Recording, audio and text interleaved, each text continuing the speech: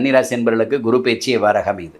இந்த குரு பகவான் 10ஆம் வீட்டில் வந்து உட்கார்றாரு. இது நாள் வரையிலும் 9ல் இருந்த கன்னிராசிக்கு 10ஆம் வீட்டில் வராரு. இப்போ 10ல் வர்றது நல்லதா அப்படிங்கிறது 9லேருந்து ஓங்கனவனுக்கு 9ஆம் இடத்தில் ஓடிட்டே இருப்பாருன்னும் ஓடிட்டே இருந்த கன்னிராசி என்பர்கள் இப்போ 10ல் வந்து உட்கார்றாரு. ஒரு இடத்துல நிலையான இடத்துல உட்காரணும் அப்படிங்கிற மாதிரியான சொல்லலாம்.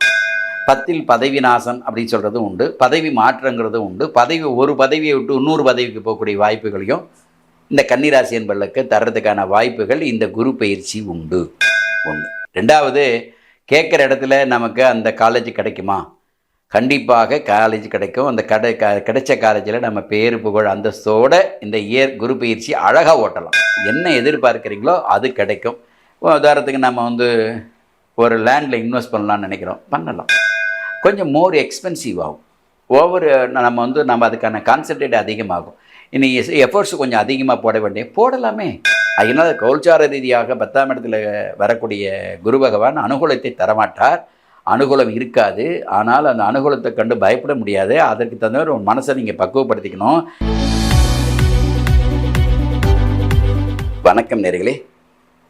ஆதியந்தம் டிவி நேயர்களுக்கு நடைபெற இருக்கும் குரு பயிற்சியின் பலன்கள் எவ்வாறாக 12 ராசிகளுக்கு அமையப்பெறுகிறது என்பதை காண்போம்.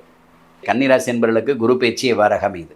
இந்த குரு பகவான் 10ஆம் வீட்டில் வந்து உட்கார்றாரு. இது நாள் வரையிலும் 9ல் இருந்த கன்னிராசிக்கு 10ஆம் வீட்டில் வராரு. இப்போ 10ல் வர்றது நல்லதா அப்படிங்கிறது 9லேருந்து ஓங்கனவனுக்கு 9ஆம் இடத்தில் ஓடிட்டே இருப்பாருன்னும் ஓடிட்டே இருந்த கன்னிராசி என்பர்கள் இப்போ 10ல் வந்து உட்கார்றாரு. ஒரு இடத்துல நிலையான இடத்துல உட்காரணும் அப்படிங்கிற மாதிரியான சொல்லலாம். இது வந்து வழக்கமாக ஜோதிடத்தில் இருக்குது. 10ல் பதவி நாசம் அப்படின்னு சொல்கிறதும் உண்டு, பதவி மாற்றங்கிறதும் உண்டு.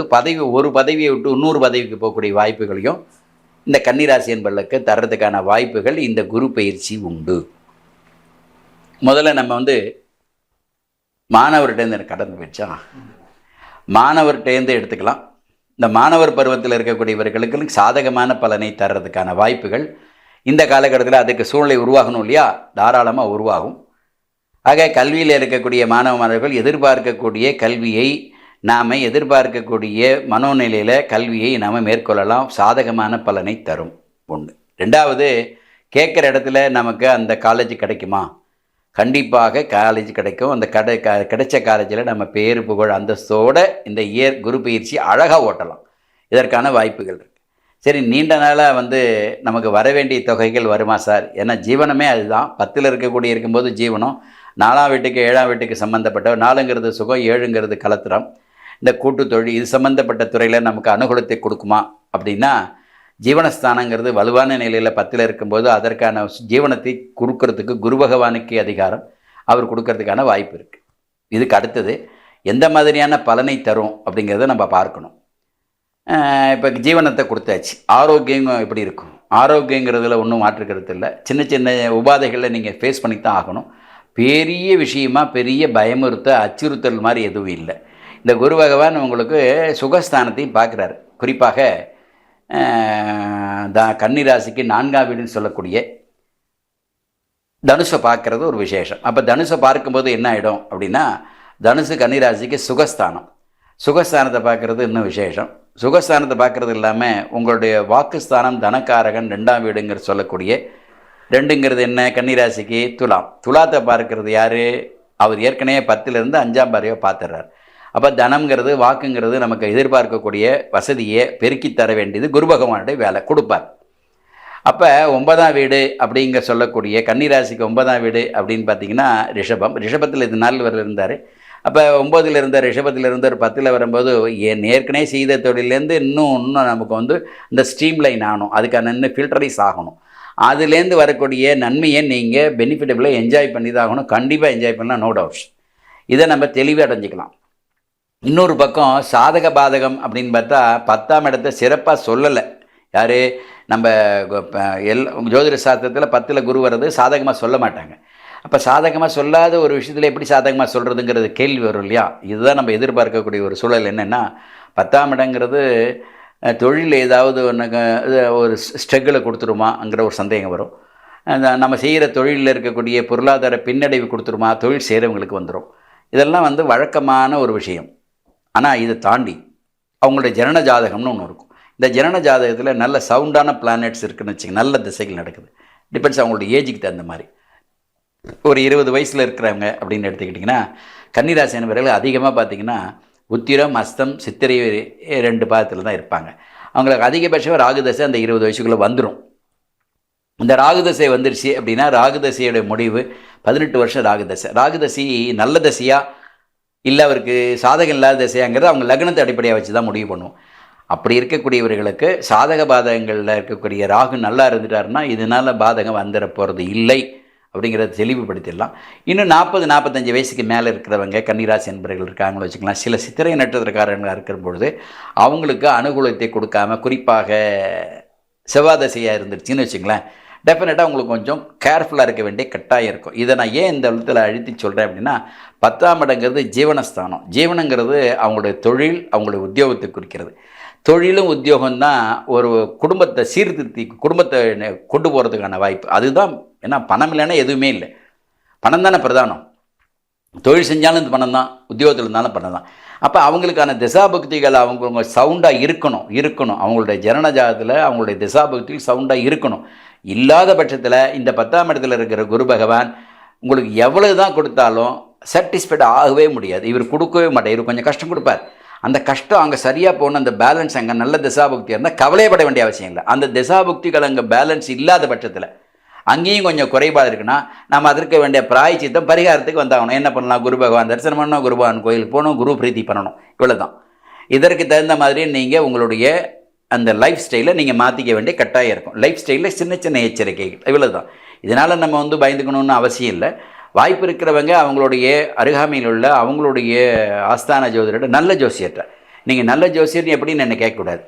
நல்ல ஜோசியர் என்ன அதுக்கு பதில் சொல்ல முடியாது. அதற்கு ஒரு உருவம்லாம் கிடையாது. ஆகையினால நீங்கள் அவங்கள்ட்ட போய் அந்த விஷயத்தை கேட்டுக்கிட்டிங்கன்னா அவங்களுக்கு ஒரு தீர்க்கமான உங்களுக்கு ஒரு வழி சொல்லுவாங்க, ரிசல்ட் சொல்லுவாங்க. இதுதான் உண்மை. நான் 10ஆம் இடத்துல இருக்கிறவர் பலவிதமான ஆற்றலையும் கொடுக்குறாரு. நிறைய இடங்களில் பலவிதமான ஆற்றலை கொடுத்துருக்கிறாரு. பல ஆற்றல்னால ஒரு பேர் புகழ் அந்தஸ்தில் அடைஞ்சிருக்காங்க. இது உத்தரவாதம்.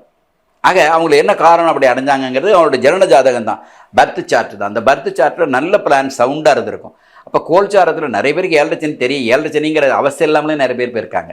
நிறைய பேர் அஷ்டம சனி அவஸ்தை இல்லாமலே சில பேர் நடந்திருக்கு அவங்களுக்கு லைஃப்பில். சில பேருக்கு குரு பகவான் எப்போதுமே சாதகம் பண்ணி என்ன ரீசனாக அவருடைய பிளானட்ஸ் ரொம்ப சவுண்டாக இருக்கும். அப்படி இருக்கும்போது அவங்களுக்கு எல்லா தசாபகத்திலும் உங்கள் பெனிஃபிட்டபிளான திசைய புத்தியாக வந்திருக்கும். எப்படி சார் வரும்னு கேள்வி வைக்க முடியும். சில பேருக்கு இருக்குது எப்படின்னு நான் இப்போ பதில் சொல்கிறது.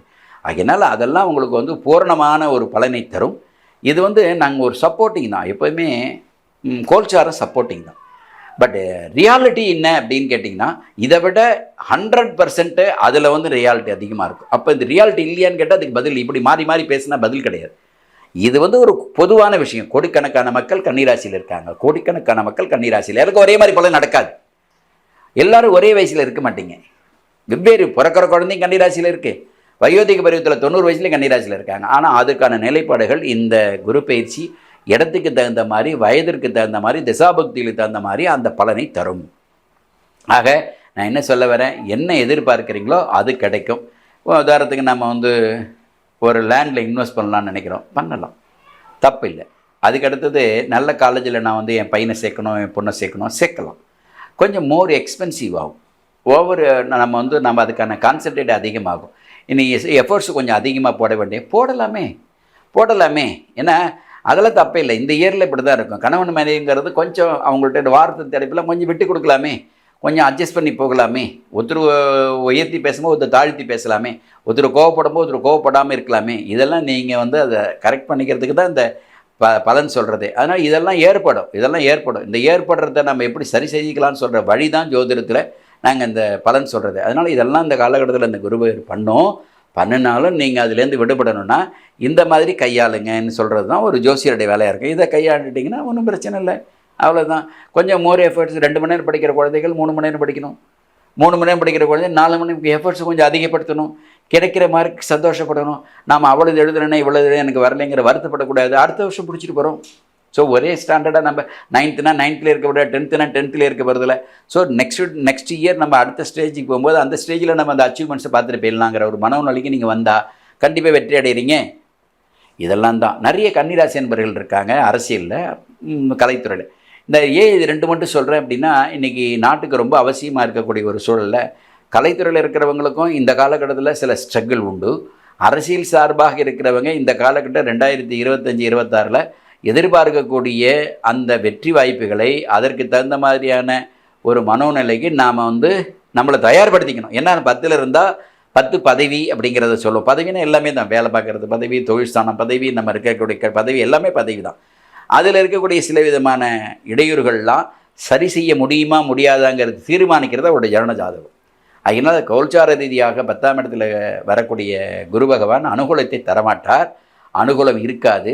ஆனால் அந்த அனுகூலத்தை கண்டு பயப்பட முடியாது. அதற்கு தகுந்த ஒரு மனசை நீங்கள் பக்குவப்படுத்திக்கணும். அதோடு சேர்ந்து உங்களுடைய ஜனனதாரத்தில் இன்னும் கொஞ்சம் சப்போர்ட்டாக பிளானட்ஸ் குரு பகவான் அங்கே நல்ல நிலையில் இருந்தார்னா இந்த கஷ்டங்கள் ஃபுல்லாக உங்களுக்கு நிவர்த்தி ஆகும். அதனால் நாம் என்ன எதிர்பார்க்குறோமோ அதற்கு தகுந்த மாதிரி நம்மளை தயார்படுத்திக்கணும். அதற்கு தகுந்த மாதிரி நம்மளுடைய ட்ராவல் நம்ம அதுமாரி பண்ணணும். இந்த ஜேர்னி அப்போ தான் உங்களுக்கு சக்ஸஸ்ஃபுல்லாக இருக்கும். கணவன் மனைவி ஒற்றுமையாக இருக்கட்டும், ஸ்கூலுக்குள்ளது படிக்கிற பள்ளி பருவமாக இருக்கட்டும், அதுக்கடுத்து பெரியோரை நீங்கள் மதிக்கிறதா இருக்கட்டும், இதெல்லாம் யதார்த்தமான உண்மைகள். கல்வித்துறையில் இருக்கிறவங்க, அதுக்கடுத்து தொழில்துறையில் இருக்கிறவங்க எல்லாருக்குமே இந்த காலகட்டத்தில் சின்ன சின்ன ஸ்ட்ரகிளை நீங்கள் சர்க்கிளை சந்தித்து தான் மேலே வரணும். வந்தாலும் தப்பு இல்லை, வர வேண்டிய கட்டாயம் இந்த குரு பகவான் தரும். இருப்பினும் ஜாதகத்தை பார்த்துக்கிறது நல்லது. எல்லா விதமான இகபர சுகங்களை அஷ்ட ஐஸ்வர்யங்களை நீங்கள் பெற இந்த குரு பயிற்சி உங்களுக்கு நன்மையை கிடைக்க வாழ்த்துக்கிறோம். நன்றி, வணக்கம்.